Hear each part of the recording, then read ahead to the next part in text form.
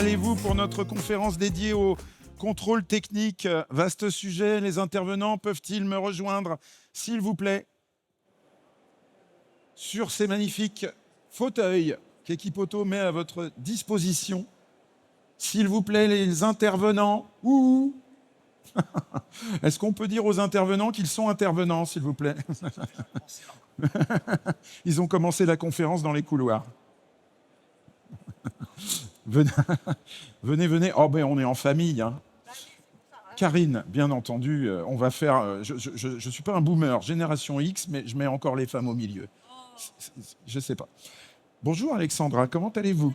Je vais vous mettre à côté de Karine, ou bien on fait un homme, une femme, un homme, une femme? Bonjour. Thibaut, bonjour Thibaut. Allez, alors, je vais aller jusqu'au bout. Un homme, une femme, un homme, une femme. Comme dans le cinéma de Lelouch. Voilà.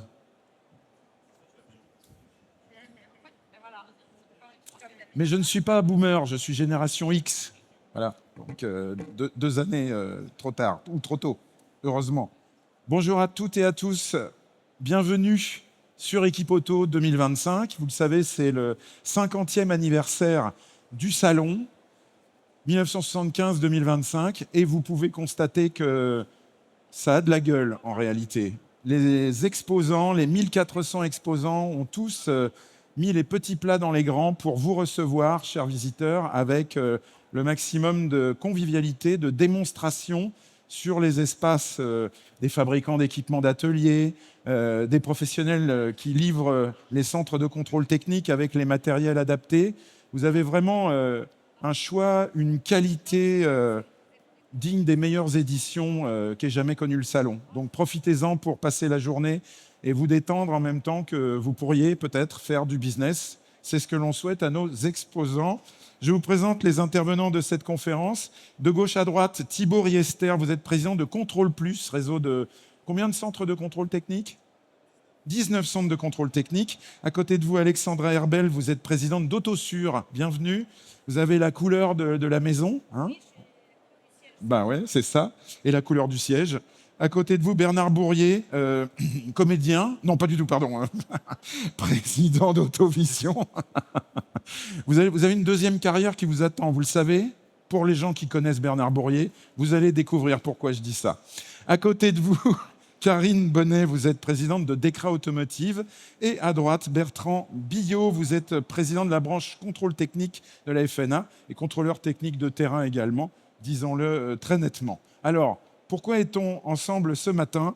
Eh bien, pour parler des grandes évolutions du contrôle technique et faire un bilan, bien sûr, de l'innovation de l'année dernière, l'innovation, c'est-à-dire l'innovation réglementaire, à savoir l'introduction, entre guillemets, réussie, hein, on va voir si on enlève les guillemets, du contrôle technique de la catégorie L, donc depuis le 15 avril 2024. Deuxième sujet, la prochaine introduction de la mission de contrôle des campagnes de rappel.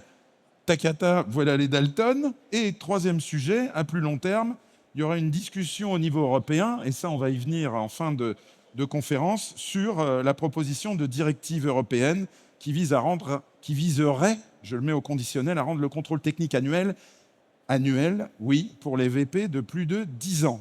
Quel programme, quel programme. Je voudrais tout d'abord, mesdames, messieurs, que vous dressiez un bilan de l'activité alors 2024 et puis une petite vision de 2025. Avec qui on commence? Avec vous, Karine Bonnet? Pour Decra, tout marche. Oui. Comme dans un centre de contrôle technique, ça doit marcher tout le temps. Ah oui, c'est essentiel que ça marche. Et si ça ne marche pas, on trouve des solutions pour que ça marche. C'est ça. Effectivement, l'année dernière, vous parliez effectivement de l'introduction réussie du contrôle technique de la catégorie L. Donc, je mettais des guillemets. Alors, est-ce que c'est vraiment réussi? Ah bah oui, c'est réussi parce que déjà, les motards sont venus contre toute attente. Comme tout à l'heure, on parlait de gilets d'une certaine couleur. Il y avait une fédération dont je tairai le nom aussi. Pardon, avant de venir à ça, vraiment, le bilan de l'activité. Le bilan d'activité, écoutez, en 2024, au niveau du contrôle technique sur la partie véhicules légers, le marché était en progression. Un taux de contre-visite assez stable. Un parc vieillissant, hein, donc il a pris 1 an en 5 ans. On est à près de 13 ans sur le parc contrôlé. Hein. Ça correspond au vieillissement du parc circulant, ça va même... un peu plus vite. Ça va plus vite. Ouais. Ça va plus vite. Il y a un an d'écart. Pourquoi cette différence? Je pense, tout d'abord, c'est lié aussi à la fréquentation du contrôle technique et à la réglementation sur la fréquence du contrôle technique. Et puis également aussi, puisque en parallèle d'une baisse de vente de véhicules neufs, forcément, on garde plus longtemps ces véhicules, donc on passe au contrôle tous les 2 ans. C'est ce qui explique aussi en partie la différence des 1 an. Il y a aussi le dynamisme des transactions d'occasion qui oblige à passer un contrôle technique avant la vente. Ouais. Oui, tout à fait. Alors, le marché des transactions, puisque si vous avez un contrôle technique de plus de 6 mois, vous êtes obligé de faire un contrôle technique lors de la transaction. Ce marché-là de l'occasion, il est dopé, encore une fois, parce qu'il y a moins de véhicules neufs achetés. Donc, ça nous profite. Nous, on est vraiment là sur les services de l'automobile, sur l'usage du véhicule, après sa mise en circulation. Ouais. Thibaut Riester, pour vous, l'année 2024, un grand cru? Mais écoutez, je suis là pour représenter la maison Mobiliance. Également. Dans un premier temps. Et écoutez, oui, pour nous, l'année 2024 a été comme le marché. On a suivi le marché avec une légère progression. L'arrivée des véhicules de la catégorie L a été également positive, puisque, comme le disait Karine, les motards étaient au rendez-vous. Et pas en colère. Et pas en colère. Enfin, les en colère, ils n'étaient pas là. Voilà, je pense que certains boycottent malgré tout un petit peu, mais c'est une partie vraiment infime du marché global des utilisateurs. Et voilà, ça s'est bien passé. Les relations avec les contrôleurs techniques, contrôleurs motards se sont bien passées. Nous avons également parmi nos équipes des gens qui sont eux-mêmes utilisateurs de motos, donc qui parlent le même jargon que la clientèle. Donc vous avez eu un ajout d'activité, avant de rentrer dans ce sujet-là précisément, qui vous a bénéficié, qui ne vous a pas perturbé. Voilà, très faible, pas forcément à la hauteur des investissements requis, mais là est présent pour toute la profession. Alexandre Herbel, vous allez vous passer le micro bien sûr, chez Autosur, est-ce qu'on a vu un taux de non-présentation? Vous savez, il y a toujours cette non-présentation, les gens qui ne passent pas le contrôle technique. Est-ce que ça va mieux, ça? C'est difficile à mesurer, étant donné qu'ils ne viennent pas, justement. Donc, on n'a pas de stats on n'a pas de stats précises à ce sujet-là. Pardon, j'ai posé une question qui était difficile. Alors, chez vous, qu'avez-vous constaté sur l'année 2024 et depuis le début de l'année 2025? La même chose? Oui, la même chose. Ouais. C'est normal, c'est un métier réglementé, finalement. C'est un métier réglementé, donc quand le marché croît, ça croît chez tout le monde, si on fait bien son travail. Bien. Alors, on passe effectivement à cette introduction du contrôle technique de la catégorie L. Tout d'abord, est-ce que vous trouvez que l'ajustement de cette première étape par les pouvoirs publics a été bon, ajustement? C'est-à-dire quoi? C'est-à-dire, est-ce que vous avez finalement été entendu sur le fait d'investir faiblement, de pouvoir communiquer délicatement auprès de clientèle qui n'en avait pas encore du tout l'habitude? Bernard Bourrier, vous qui avez beaucoup communiqué chez Autovision, est-ce qu'on a bien visé? Je pense qu'il y a plusieurs points qu'il faut regarder. Dans un premier temps, on a une réglementation européenne et la France est enfin décidée à l'appliquer, ce qui est quand même pas mal. Bon. C'est déjà pas mal. Même si on fait certaines fois le dernier jour et même si des fois on oublie des paragraphes dans la directive. Mais c'est pas grave. Elle est en place, c'est une bonne chose. Si on se souvient de l'histoire, on est en train de revivre 92. 1792 Non, 1692, s'il vous plaît, quand même. Un petit peu de sérieux, jeune homme. Un petit peu de tenue. Quand même. Je vous ai compris, mais n'empêche que... Je vous l'avais dit.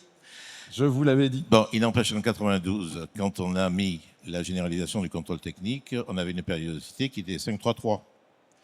Parce qu'on est quand même dans ce qu'on va appeler des chocs de culture, où on impose des réglementations à des populations qui ne la connaissent pas et qui obligatoirement ne la veulent pas. Parce que de temps en temps, on est confronté à une situation qui est assez simple, faire le bonheur des gens contre eux-mêmes. C'est ce qu'il y a de plus difficile, et en France en particulier. Donc je pense que la périodicité... Ça veut dire qu'on a soi-même une idée du bonheur, ce qui est pas exactement, tout à fait, qui n'est pas obligatoirement une idée commune, qui n'est pas obligatoirement une idée réglementée. Alors est-ce qu'on a fait le bonheur des possesseurs de véhicules de catégorie L? Alors ce que je pense surtout, c'est qu'on a introduit un mécanisme obligatoire de façon, entre guillemets, homéopathique, Oui, c'est ça. de façon à ce qu'il soit accepté. Et donc pas placebo, acceptable. hein, homéopathique. c'est Homéopathique, déjà ça. ce qui est différent.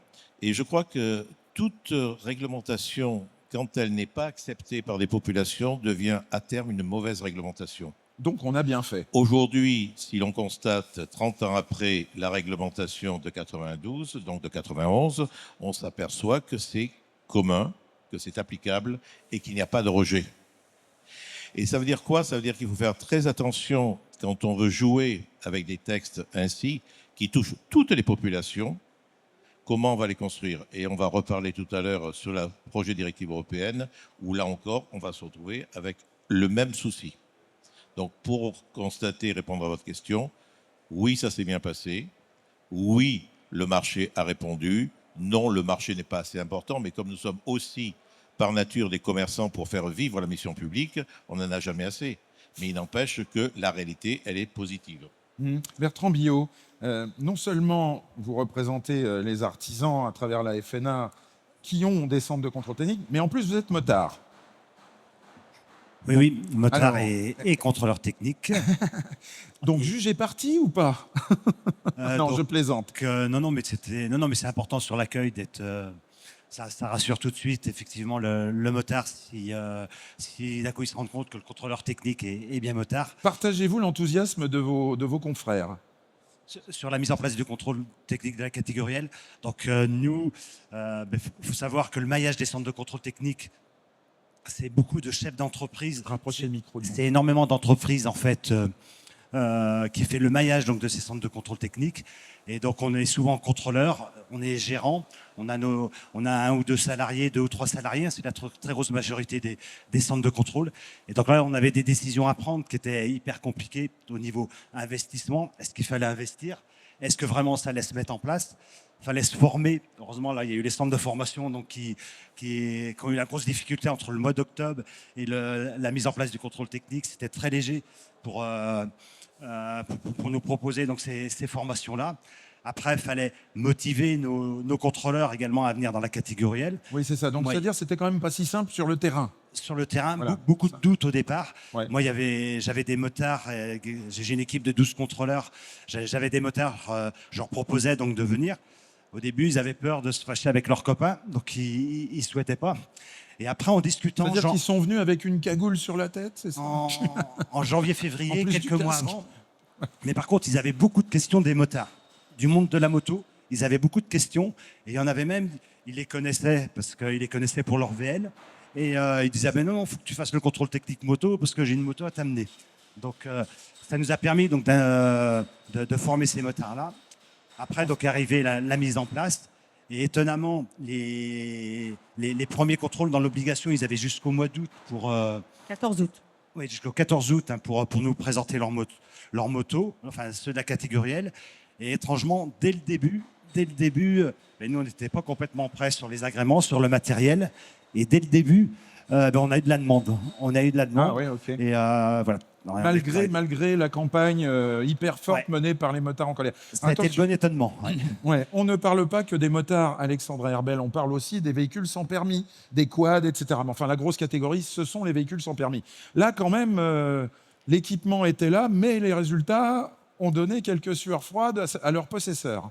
Oui, tout à fait. C'est dans la catégorie L, le type de véhicule dont le niveau de contre-visite est le plus élevé, avec plus de 30% de contre-visite pour les voiturettes. Attention, ouais, ça Exactement, parle. parce que la maintenance est très faible. Hein, et pourtant, c'est souvent des voitures qui sont confiées à des enfants qui n'ont pas le permis, etc.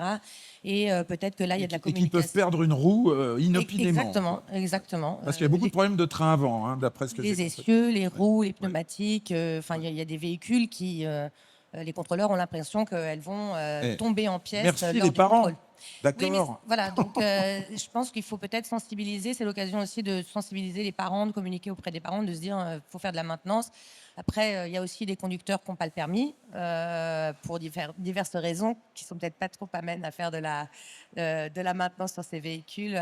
Mais effectivement, Oui, c'est des véhicules qui ont un très fort taux de contre-visite. Est-ce qu'on peut penser qu'il y a un rapport entre le fait de n'avoir pas de permis et d'avoir, par exemple, une petite Citroën Ami, une petite enfin je ne sais pas les modèles, hein, une petite Ligier, et le fait de ne pas avoir de comportement d'entretien, Karine Bonnet?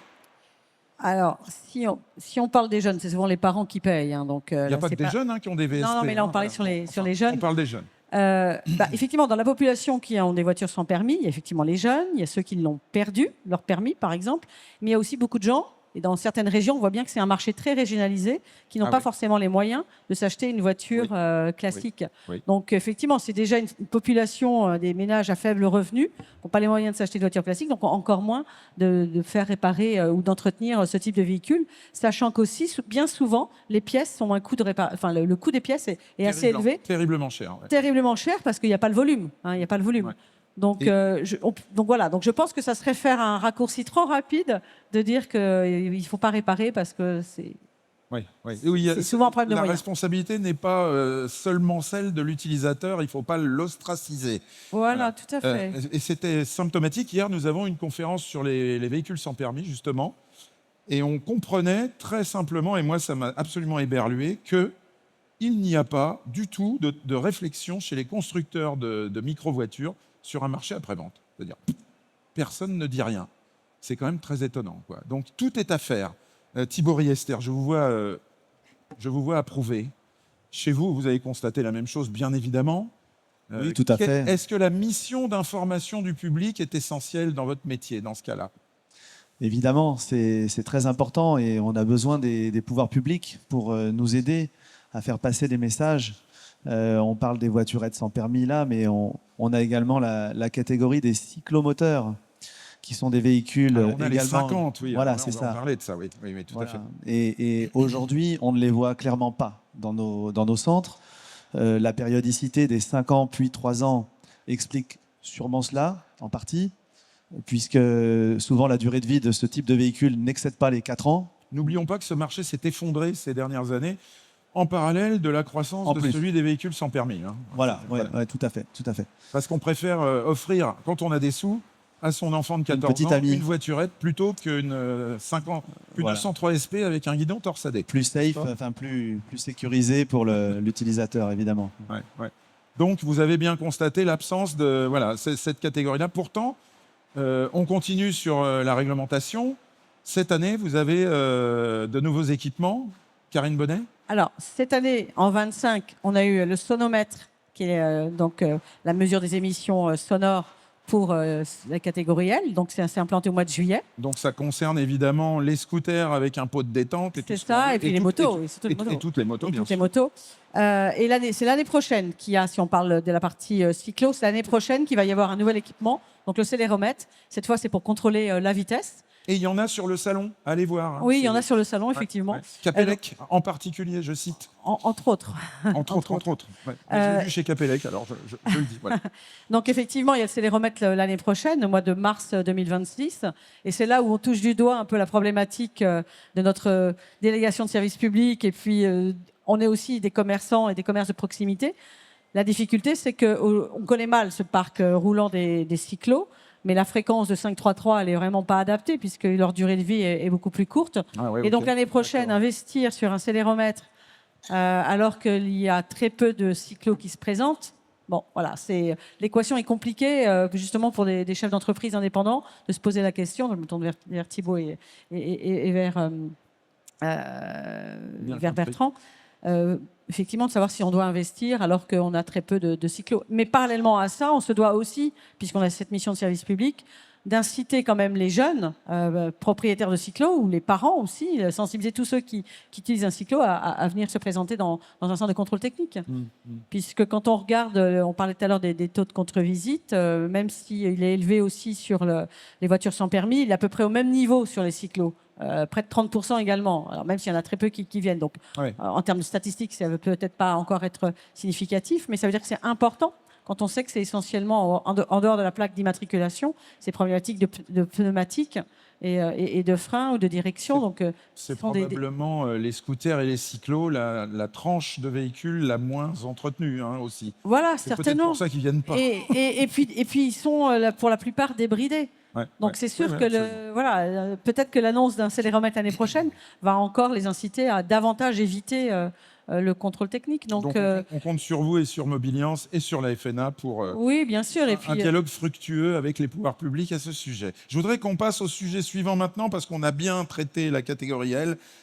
Il faut parler de l'actualité brûlante. Avec vous, Alexandra Herbel, j'ai oublié de dire que vous étiez présidente du métier vice-présidente, excusez-moi, du contrôle technique, du métier contrôle technique chez Mobiliance. Vous êtes donc légitime pour sa prochaine introduction des campagnes de rappel. Est-ce qu'il faut s'en réjouir?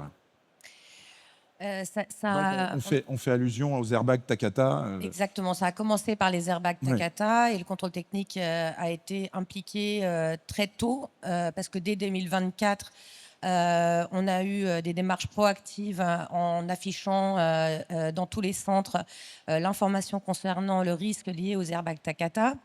À partir de février de cette année, il était inscrit sur le contrôle technique une information pour le propriétaire du véhicule si le véhicule était concerné.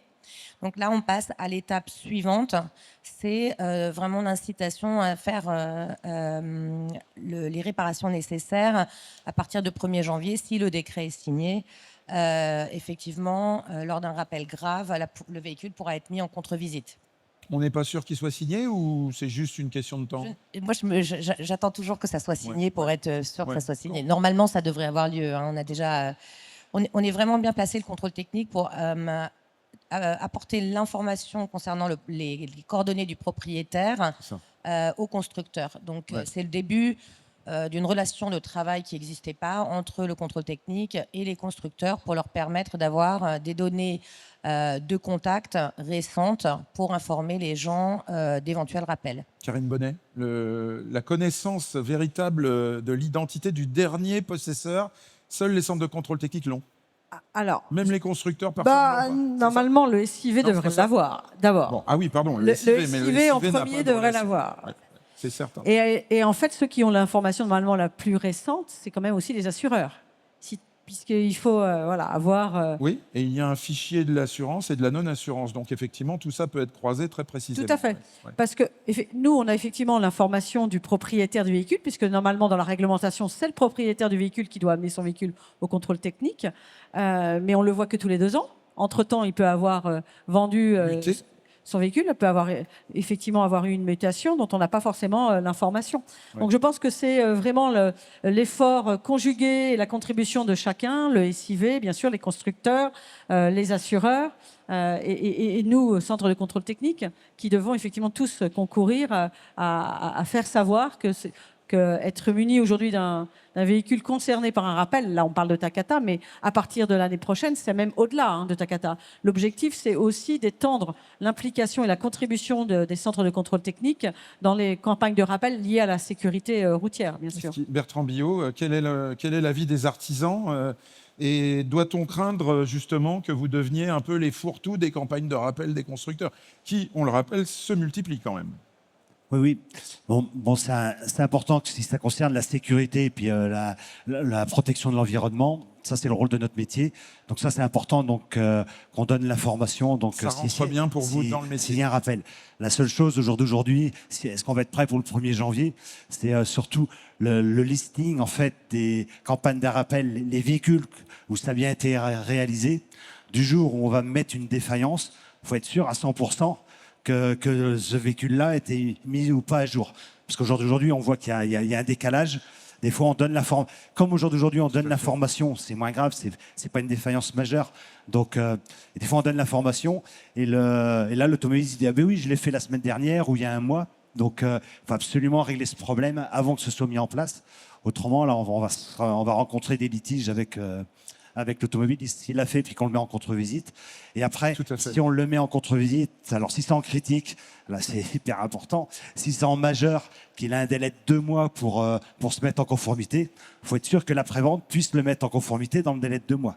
Ça, c'est un deuxième souci qui se met. Qui va vous informer précisément, Karine Bonnet? Le constructeur à chaque fois, directement? Alors, en fait, ce qu'on a essayé de faire, et là, on était unanimes tous dans la profession, quelle que soit la couleur de nos marques, en tant que bureau Mobiliance, c'est effectivement de dire il faut qu'on se serve de l'OTC, l'Office technique central, qui aujourd'hui, tous les centres de contrôle technique sont interfacés en temps réel. On remonte déjà les données, les résultats du contrôle technique. Là, on va remonter aussi les informations. Donc, il y a un flux montant, les informations liées au propriétaire du véhicule. Et de l'autre côté, on va avoir, toujours par l'OTC, va servir un peu de concentrateur. Et les constructeurs vont envoyer à l'OTC donc les informations des véhicules concernés. Donc c'est là où effectivement c'est important. Oui, c'est l'OTC qui va servir de, on va dire, de hub, plateforme de plateforme, de dispatching, de contrôle. Donc ça, c'est bien pensé. Bon, okay. Voilà, et ça, c'est vraiment tout le travail qu'on a fait effectivement dans un dialogue continu et constructif avec le ministère et la DGEC. L'idée, c'est quoi? C'est que ça soit automatisé pour. C'est automatisé, c'est dans un flux, un protocole informatique, c'est les flux de données. Ouais. Et donc, mais par contre, ça n'empêche pas que soulignait effectivement Bertrand l'importance du côté constructeur, entre le constructeur et l'OTC, de la mise à jour de leurs data.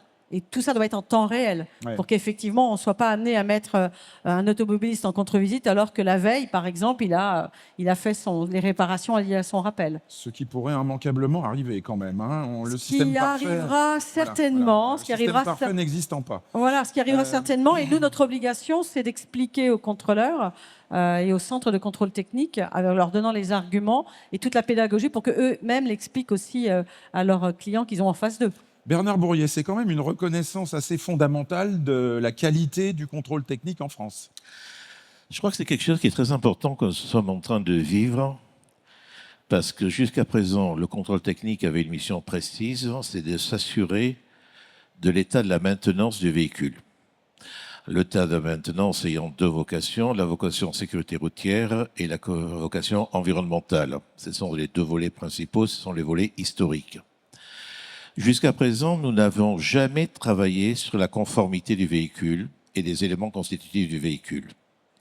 Là, on est en train d'élargir notre champ avec la demande de conformité de vieillissement de pièces. Parce que c'est ça ce que ça veut dire. Et ça, c'est quelque chose qui est excessivement important et c'est la reconnaissance en fait qu'il y a un seul outil en France et un seul outil public pour réaliser cette mission, c'est le contrôle technique. Il n'y a aucun outil existant avec un maillage territorial suffisant pour couvrir la totalité des 101 départements français pour répondre à ces besoins-là. Et je pense qu'il y a enfin, c'est pas très grave, ça fait que 30 ans qu'on le demande, on a enfin une reconnaissance des pouvoirs publics qui prennent conscience qu'ils ont un outil totalement sous-utilisé et sous-exploité. Tout à l'heure, vous évoquiez effectivement, et vous demandiez, je crois, Alexandra, le décret, quand est-ce qu'il va être signé? Pour qu'il soit signé, il faut qu'il y ait un ministre.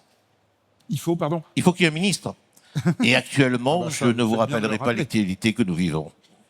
Absolument. Thibaut Riester, est-ce que vous trouvez que l'image du métier de contrôleur technique et des centres de contrôle change avec ce futur élargissement?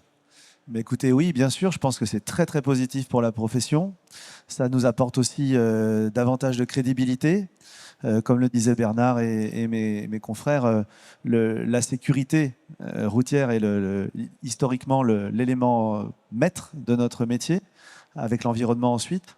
Et oui, je suis très fier de pouvoir participer à l'amélioration de la sécurité pour l'ensemble des automobilistes, notamment utilisateurs de ces airbags Takata, qui est une catastrophe commerciale et sécuritaire dans le monde de l'automobile.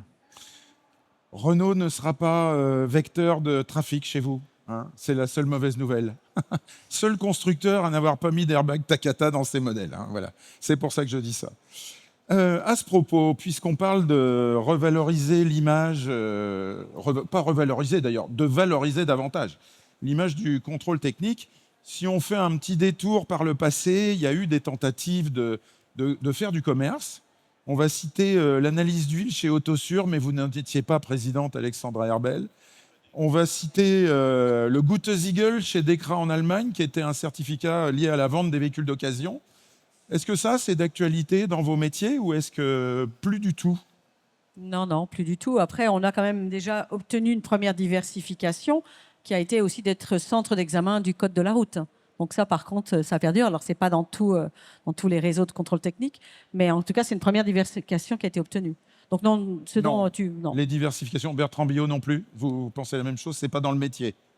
Non, mais déjà, ça nous fait déjà beaucoup d'activités. Oui, mais bien sûr. Et oui, mais après, il effectivement, vaut mieux fermer les portes quand, Ouais, on doit les fermer. Que, voilà, que d'ouvrir la toutes les- séparation du contrôle technique et de la réparation automobile, c'est sûr qu'il faut que ça reste comme ça.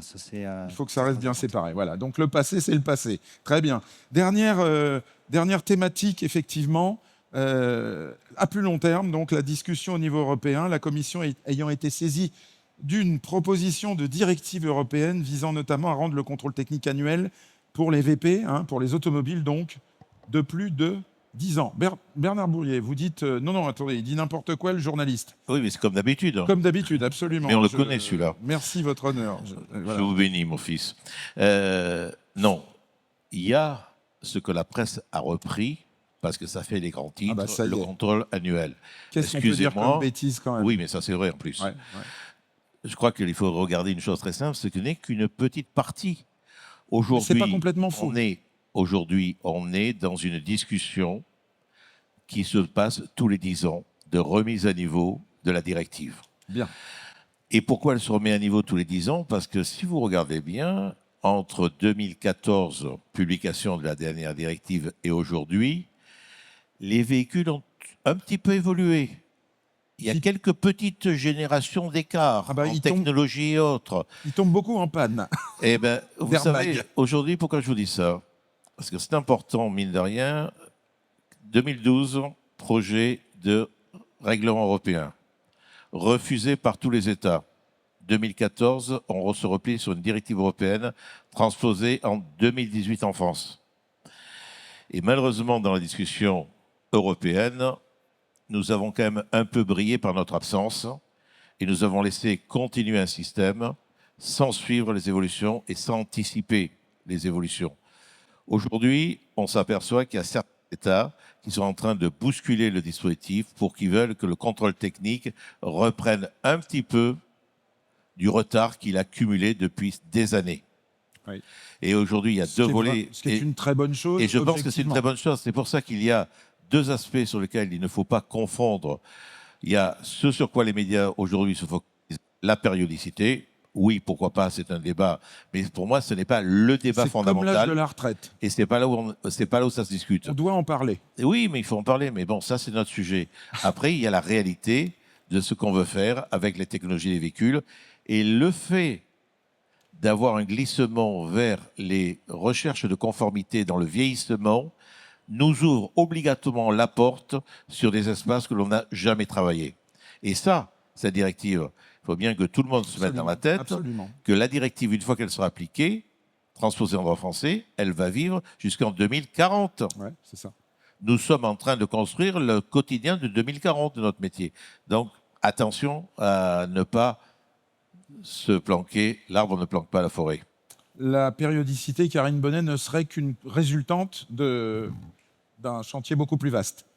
Oui, mais en fait... Ou pas. Hein, on peut ne pas changer la périodicité aussi. On peut, oui, déjà, elle est déjà différente dans les États membres en mais Europe. Mais qu'est-ce que ça veut dire au fond? Comment voyez-vous ce projet donc, de toilettage ou plus ou moins fort de la directive? Alors, dans la directive, il y a effectivement le projet, c'est qu'un projet d'annualisation du contrôle technique pour les véhicules de plus de 10 ans, mais également aussi du renforcement du contrôle des ADAS. Et là, on parle effectivement de prospective et d'avenir, les ADAS. Également aussi, donc là, on parle de la technologie des véhicules, mais aussi tout ce qui est l'élargissement du métier de la sécurité routière à la protection de l'environnement, avec l'introduction du contrôle des particules fines ou des NOx. Et les particules fines étant vraiment ce qui est mauvais pour la santé.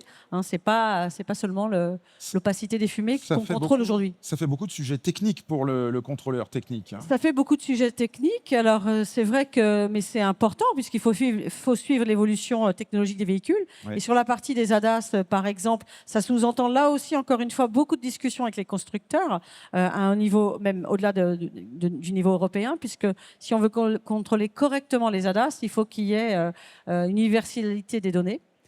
Et puis également qu'on ait un accès aussi à ces données. Donc ça fait partie des sujets qu'on défend. Quand je dis nous, nous la profession en France et l'État français, puisqu'il faut savoir que ce projet de directive, déjà il faut qu'il soit discuté, que chacun s'entende, que la directive sorte, et après il y a le travail de la transposition dans chacun des États membres. Et là aussi, on aura à nouveau des discussions. Donc l'annualisation n'est effectivement qu'une partie. Exactement, compris. Qu'une partie. D'accord. Alors effectivement, si on aborde le chantier des ADAS, par exemple, c'est aujourd'hui, il faut un outil de diagnostic pour être capable de multimarque, pour être capable de contrôler, de diagnostiquer, de récupérer des données. Donc ça voudrait dire que vous devriez investir dans des matériels supplémentaires, coûteux. Est-ce que la profession y est prête, sachant que c'est un chantier de long terme? Il y a ça. Ensuite, c'est la manière dont vous pourrez interpréter éventuellement, conforme, non conforme. Mais il y a un chantier énorme derrière ça. Bernard Bourrier? Mais, oui, bien sûr, votre honneur, bien sûr. Oui, si tu veux, effectivement. C'est pour ça que la majorité de la discussion, elle est technique. Et c'est pour ça que je suis un peu chafouin quand j'entends parler de la périodicité, parce qu'elle arrive derrière. La problématique est bien plus lourde. Aujourd'hui, effectivement, on a toute la chaîne de l'automobile qui est concernée. Je vais vous donner un exemple très simple. Il y a 4-5 ans, j'avais une Peugeot, j'ai été obligé de changer le pare-brise. Je suis allé en succursale. J'y suis retourné 3 fois pour régler les essuie-glaces et autre chose. Pourquoi? Parce que l'ensemble des éléments informatiques liés au pare-brise n'avaient pas été recalibrés. Et ça, c'est quelque chose, sur un pare-brise, c'est un peu embêtant par rapport à la pluie quand il pleut. Moi, ça se passait au mois d'août, on s'en foutait. Et le contrôle technique est aveugle aujourd'hui. Voilà. Et aujourd'hui, il faut suivre le sujet. Et ça, je pense que ça fait partie de ces éléments nombreux, multiples. On charge un pare-choc, on a un choc en se garant, et ben d'un seul coup, on a des éléments qui ont été variés. Thibaut Riester, réaction par rapport à ça? Oui, tout à fait. Les ADAS sont des éléments vraiment très importants. De plus en plus, nous allons devoir choisir qui va les contrôler.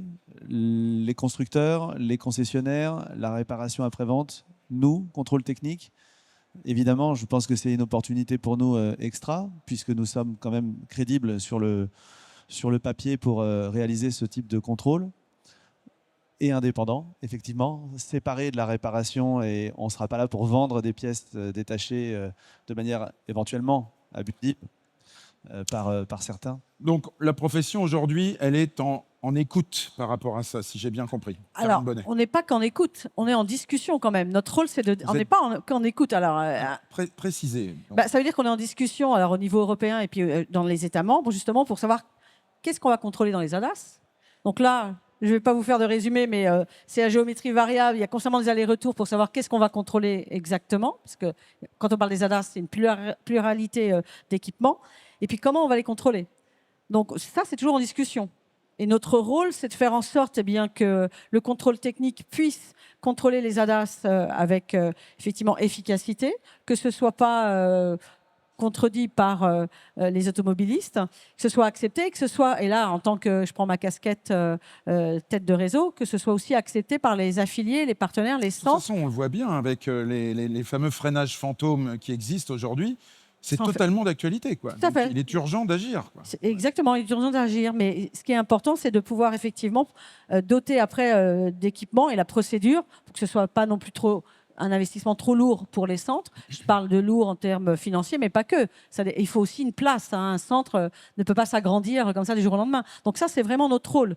Et là, on est dans la discussion. Et là, ce que j'espère surtout, c'est qu'on sera écouté plutôt. Bernard Bourrier, une réaction Oui, on est totalement... Dernière réaction sur ce sujet précisément, puis on passera après à l'environnement. On est totalement sur le sujet d'actualité parce que la directive européenne va être transposée en 2029-2030. Oui. Et là, ça va devenir une réalité.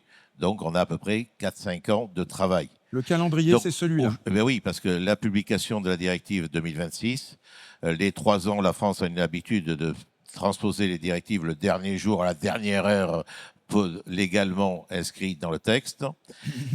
C'est comme payer les impôts, en général. Oui, tout à fait. Non, mais ce qui est important en l'espèce, c'est de bien avoir l'ensemble de l'écosystème automobile concerné.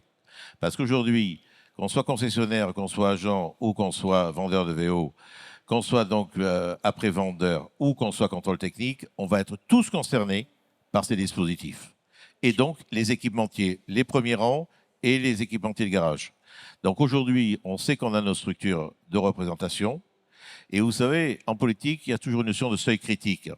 Et le seuil critique, il faut absolument que nous soyons tous ensemble, que ce soit la FIEV, que ce soit le GIEC, que ce soit le Mobiliance, et que ce soit les têtes de réseau, et qu'on puisse discuter ensemble avec la FNA, bien évidemment, qui sont aussi présents sur les territoires, pour pouvoir discuter avec les pouvoirs publics et avoir une politique à demander à ce que la France la porte. Parce qu'on a malgré tout, alors je sais que ça va faire râler mes deux consoeurs qui sont à ma droite et à ma gauche, mais on a deux conceptions totalement différentes à un moment donné du contrôle technique entre l'Allemagne et la France. Et historiquement, il y a toujours eu des débats qui se sont opposés là-dessus. Quelle est C'est la pas très différence, grave. pardon, quelle est la différence principale avec l'Allemagne pour Bah, comprendre? on a souvent eu l'Allemagne qui nous a demandé d'aller nettement plus en avant sur le contrôle électronique. Ok, d'accord. Nous avons voulu conserver en France, et je remonte à l'époque de Bernard Gauvin et autres, à l'époque où on avait encore un pilier qui savait ce que c'était que la technique intellectuelle et pratique, où on voulait conserver la mesure physique. Et aujourd'hui, on sait que la mesure physique va disparaître de plus en plus. Et donc, il faut pouvoir rentrer au plus profond dans l'électronique. Bien compris. Et le débat, il ne va pas être Et simple. puis, il y a peut-être un débat philosophique sur l'idée de garder un contrôle technique très social en France. En plus. C'est-à-dire En plus. qui n'oblige pas monsieur tout le monde à systématiquement faire des gros travaux sur tous les domaines. Voilà. On est bien d'accord. On Donc, va terminer avec l'environnement, c'est-à-dire la sévérisation potentielle de la pollution. Bertrand Biot, en France, on échappe pour l'instant à la mesure des particules. On va plus loin sur l'opacité des fumées depuis quelques années. Est-ce que le contrôle technique a besoin impérativement de progresser vite? Donc là, oui, effectivement, je crois que c'est le sujet très très important. On a parlé donc de la directive européenne avec l'évolution là dans les années à venir. Mais nous, sur le terrain, actuellement, ce qu'on voit là depuis quelques années, les véhicules ont énormément évolué au niveau des pollutions et on contrôle pas. On contrôle plus vite encore avec l'opacimétrie. Que la musique. Moi, j'ai commencé le contrôle technique en 96, lorsqu'est arrivé justement l'opacimétrie. C'était pour contrôler des Renault 25, des 505 diesel. Et ce contrôle d'opacimétrie n'a pas énormément évolué. Il y a eu des seuils de mesure qui ont évolué. Mais aujourd'hui, on nous amène des véhicules qui, au niveau technologie, donc, qui ont énormément évolué. Et ces véhicules-là, s'ils ont des défaillances, malheureusement, au jour d'aujourd'hui, on ne les contrôle pas. On a loupé donc il y a les particules fines.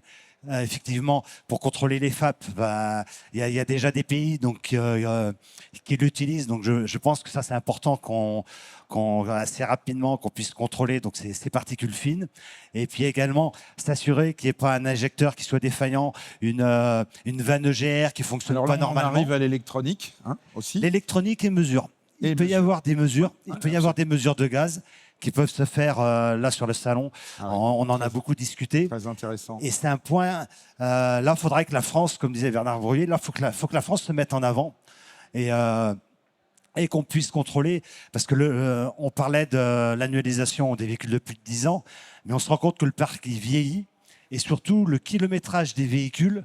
Au jour d'aujourd'hui, dans une journée, si un contrôleur fait 10 contrôles dans un territoire rural, sur du véhicule, il peut avoir 7 véhicules contre 200 et 300 000 km. Ce qui n'était pas vrai il y a 10 ans. Ouais. Il faut absolument qu'on contrôle bien ce parc roulant au niveau des pollutions pour qu'ils aient encore le droit de rouler sur tout le territoire.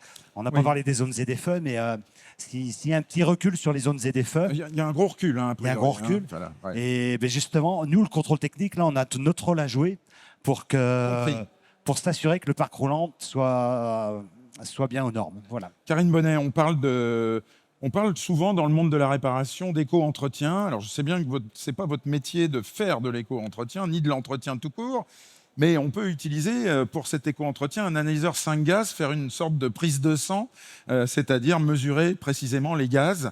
Donc les équipements existent. Et vous, contrôleur technique alors? Oui, c'est vrai, mais ce qui est vraiment l'enjeu de santé publique, c'est ces particules fines. Ouais, c'est vraiment ça l'enjeu. C'est surtout ça. C'est surtout ça. Donc, alors on les mesure en Allemagne, aux Pays-Bas. Alors justement, pour répondre à mon voisin, et on n'est pas fâchés, mais en Allemagne, il existe depuis 1 an et demi maintenant, et DEKRA et Autosur. En Allemagne, on est plus écolo. En tout cas, le compteur à particules, il existe. Ouais, et ça fait ouais. partie de la réglementation du contrôle technique, Bon. ce fameux compteur à particules, pour voir justement si un véhicule émet des particules au-delà de la norme, au-delà de ce qui est acceptable pour préserver la santé de chacun d'entre nous. Donc ça c'est essentiel et ça fait partie d'ailleurs de la discussion de la directive sur ce contrôle des particules fines. Donc, Alexandra Herbel, est-ce que vous êtes du même avis? Faut-il intégrer vite la mesure des particules fines? Ça dépend de la manière dont on le fait, mais oui, parce que c'est vraiment un sujet de santé publique, en fait. Ouais. Les chiffres sont là, et c'est une des raisons aussi pour lesquelles aujourd'hui on contrôle les motos, etc., parce que ça émet, il y a des nuisances, que ce soit des particules, du bruit, etc. Donc oui, il faut qu'on aille vers ça pour des raisons de santé publique. Thibaut Riester, le métier est en ébullition véritablement. Hein. Tout est en train d'évoluer très vite. Oui, mais c'est bien parce qu'au moins on ne s'ennuie pas. Et c'est important, je pense, d'être dans un métier où on a plein de choses Il y a pas de répit. dans le pipe Ouais. qui vont arriver. Et pour revenir sur ces analyses de NOx, nous, en tant qu'exploitants de centres et investisseurs, Alors là, on quitte les particules fines et on revient sur... voilà. Mais c'est important. Oui, oui. oui, parce tout le qu'en monde fait, sait ce que c'est, on est entre on a professionnels. très envie d'y aller, mais il y a des sujets d'investissement et notamment la mise en place ou non d'un banc de charge. Un banc de charge, c'est en fait un banc qui révèle Il y a eu des le discussions, véhicule. mon Dieu, Voilà. avec Bruxelles là-dessus.